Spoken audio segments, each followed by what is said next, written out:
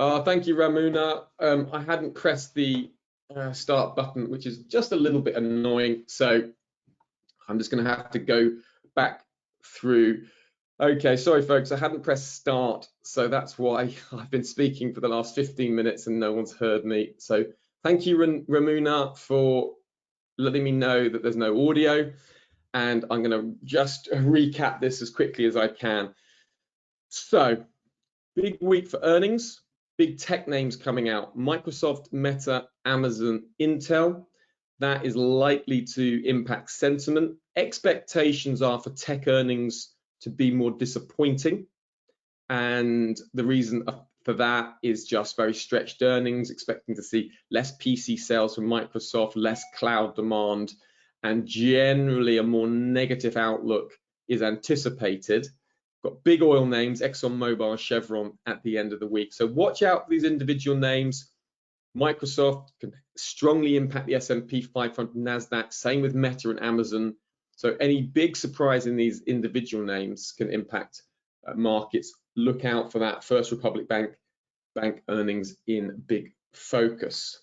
The other thing to note is hedge funds are very bearish on treasuries.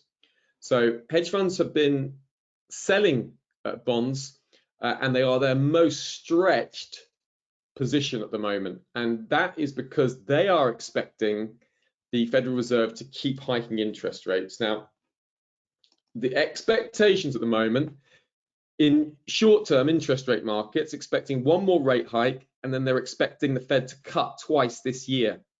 But what these hedge funds are saying is the Fed won't cut.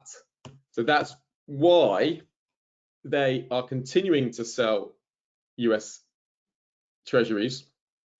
And you can see here when the yield moves higher, that's the bond being sold. So a yield that moves up is treasuries being sold. When the yields move down, that's treasuries being bought. So, you know, hedge funds are expecting this to continue moving to the upside, that the Fed on their 3rd of May meeting are going to say we expect more interest rates still to come. Next meeting, 3rd of May. A lot of the direction for stocks is going to be driven by what the Fed do on the 3rd of May. At the moment, we have quite a, interesting time for stocks. If you just look at DAX, you'll see the DAX, like in the summer months, notice DAX tends to fall. Average return minus 5.53% in the summer. Look at the FTSE 100, right?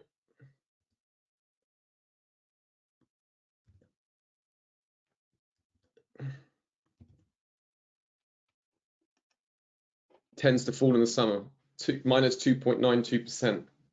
Look at the S&P 500.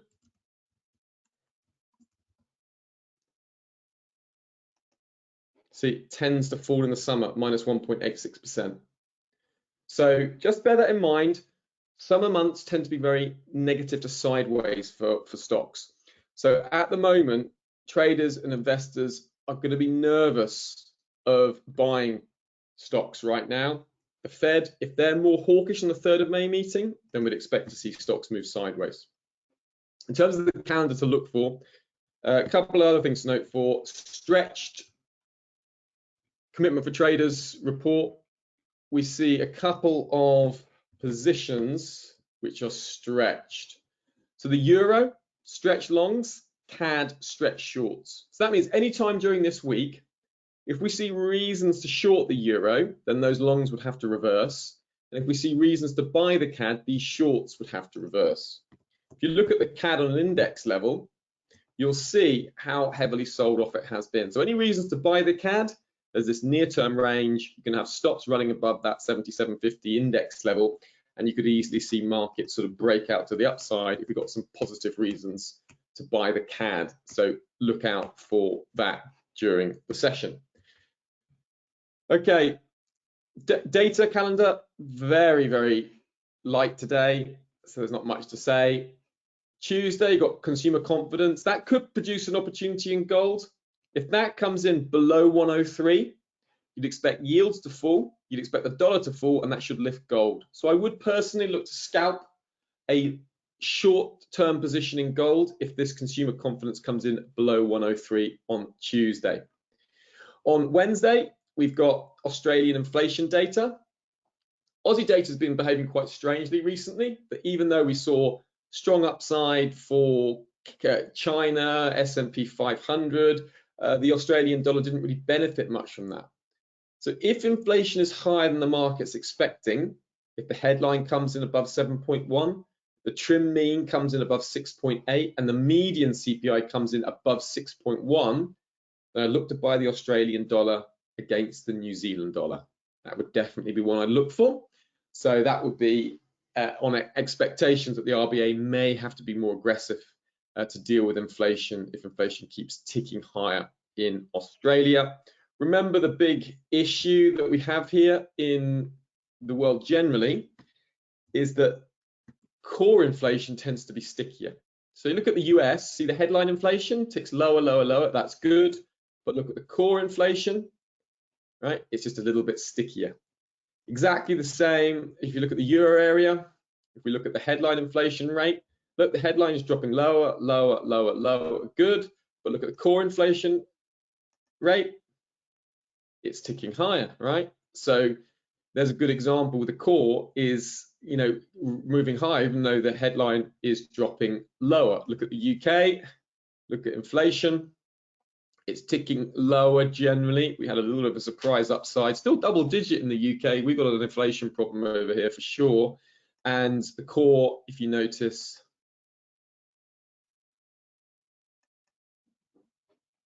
is quite sticky, right? So that means on Australia's data, if that comes in, you know, the mean CPI, the weighted median CPI comes in above market expectations, then that will increase expectations for the RBA to do something, and then you'd expect the Aussie to gain against the New Zealand dollar. Now, on Thursday, we have core PCE prices, US GDP, expected to fall, okay? So I'm a little bit uncertain how to trade this, but my gut instinct would be if this comes lower, and you see the growth rate coming in below 0.6% quarter on quarter, and you see the price, you see the sales dropping below 1, I would expect that to weigh on equities. So I think like an S&P 500 short would make sense if we see that data missing. But there is a risk that a poor print here and investors say, well, the Fed will have to pause, so that will lift equity markets. So just be aware, there's a bit of caution with that. I'm not entirely sure how the market will react to that, but I think it is an opportunity if it surprises to the downside, so watch out for that. Friday, we've got the Bank of Japan interest rate meeting. Now, if you look at the Bank of Japan interest rate meeting, now if you look at today, and we just search UEDA,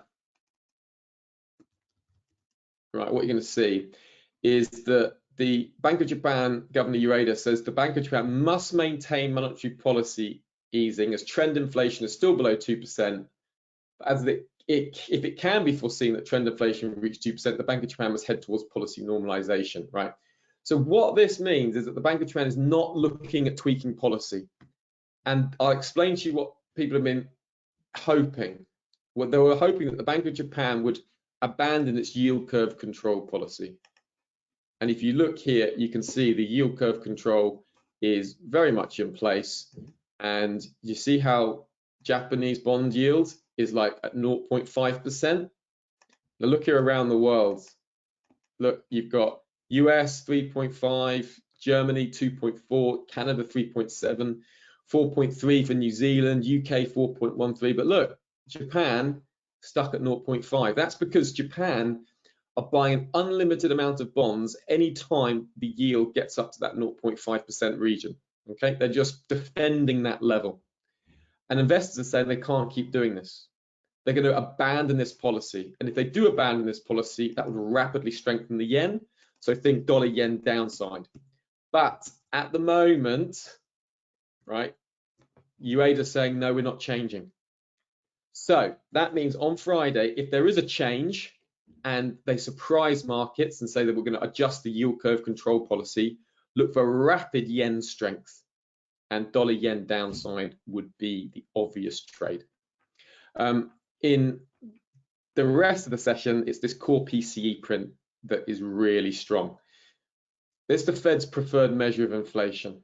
Okay, I'll have a article up on my blog. Let's say on my blog, on HYCM's blog, and I do almost, a huge amount of the content for this blog, which is why I misspoke and called it my blog, but it's HYCM's blog. And you see, I look at the core PCE print for this week. I'll run through on Wednesday exactly how to trade this, okay?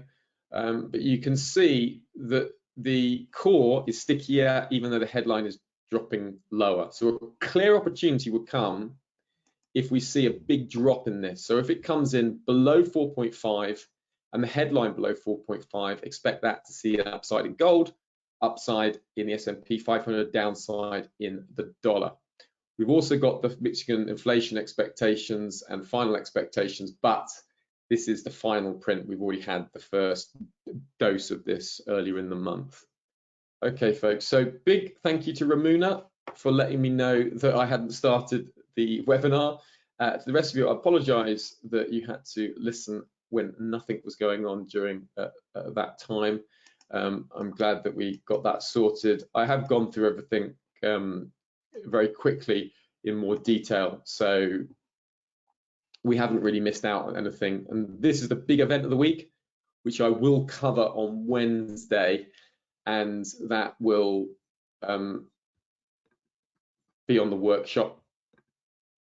Definitely, that's not one to miss. And I'll run through exactly where the levels are in gold and the opportunities you will also potentially get in the S&P 500 and NASDAQ, as well as the dollar. So I do hope to see you there. Otherwise, I hope you have a very good week. And thank you very much for attending. Thanks, everyone. Goodbye.